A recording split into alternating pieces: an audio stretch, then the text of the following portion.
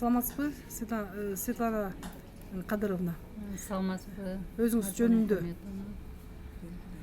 Мен көп балалуу жана жалгыз бой энелер боюнча 7 убан боюнча төрайым болуп эсептелинем. Мен бүгүн көп балалуу үй бүлөлөр боюнча айта кетейин дедим эле. Негизинен көп балалуу үй бүлөлөр энелер мамлекет тарабынан өтө чоң колдоого, өзгөчө сыйга, кам көрүүлүгү тийиш эле. Бүгүнкү күндө алар кейиштүү абалга туш болушту. Анткени себебим пособие алайын деп барса үлүш жериң, машинаң жана башкаларың бар экен деп бүгүнкү күнгө чейин пособие ала албай жүрүшөт. Ансыз да канча кыргыз мигрант болуп тышка чыгып кетти. Бизде кыргыздын санын көбөйтүп жаткан үй бүлөнү социалдык кызматкерлер улагадан эле кууп чыгышып, бага албасаң анан эмне төрөдүң деген таристе өзүнүн чөнтөгүнөн акча берип жаткандай сурак алышат да, эптеп эле бир илинчек тапса пособие чектөөгө аракет кылышат. Натыйжада ата эненин эптеп тапканы же кийимге, же тамак ашка, же мектепке жетпей келет. Биздин балдар жей турган кезинде жада калса витаминдүү тамак жей албай турганы чындык. Жашоо шартка же ден соолукка байланыштуу Бишкекке чүй жергесине келген кээ бир замандаштарыбыз ала чыкта вагондо жашап жатышат. Баланын санын укканда эле аларды квартираларына эч ким киргизбейт. Ошондуктан биздин көп балалуу үй бүлөлөрдү турак жай менен камсыз кылуу биринчи орунда болушу керек деп эсептейм. Бүгүн жетиштүү жашашса, көп балалуу үй бүлөдөн коомго пайдалуу, чынчыл, эмгекчил, боорукер, акыл эстүү келечек муундары чыгат эле деп ишендирип кете алам. 3000 сом энелик капитал, ай сайын 5000 сом пособияны чегерип бериңиздер. Урматым менен көп балалуу үй бүлөлөр боюнча төрайым Эстебесова Света Кадыровна. Света Кадыровна, сиз 3000 сом деп айттыңызбы же 300 000 дедиңизби? 300 000 сом энелик капитал, анан ай сайын 5000 сом, 3000 сом ай сайын пособия деп суранып кетет элем. Негизгиси азыркы учурда сиз кандай ойлойсуз? Кээ бир атка минерлер айтып атат да, депутаттар болобу же атка минерлер ушул көп балалуу үй бүлөлөрдүн колдоосунда эмес, негизи эле бул 300 000 материнский капитал, энелик капиталды берсе, кыргыздар аябай көбөйүп кетет деген. Мен антип ойлобойм. Биз негизи кыргыздар көп балалуу эле болчубуз.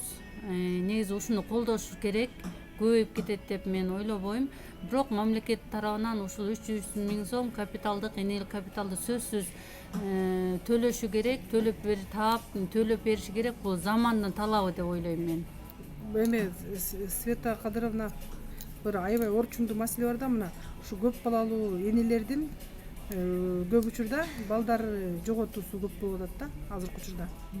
Анан биздин ушул мамлекет тарабынан ошо көп балалуу үй бүлөлөргө ошол декларация прав человека, балдардын укугу боюнча ошо декларацияны кармап иш жүрүп атабы?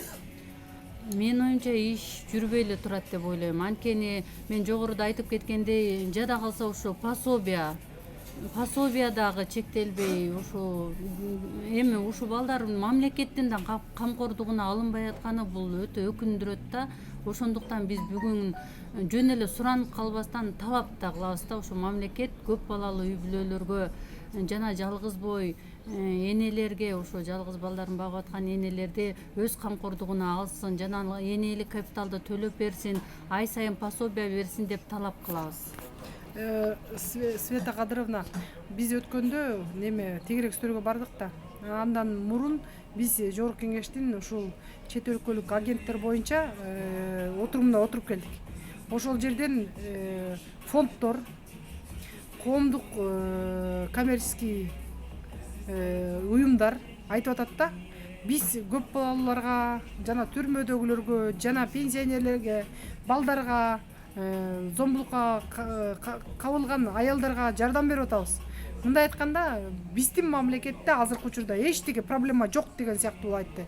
Ошого сиз кошуласызбы? Жок, мен анткени ошо сентябрь айынан бери жалгыз бой жана көп балалуу үй бүлөлөр менен иштешип келем. Мен жана жогоруда айткандай алачыкта жашап жаткан үй бүлөлөр бар. Мен жана жогоруда айтып кеткендей көп балалуу үй бүлөлөрдө 2 баладан ашканда эле болуптур, 3 баладан ашканда эле квартирасына киргизбейт. Бир үй бүлөдө 2 инвалид, 3 инвалид болгон.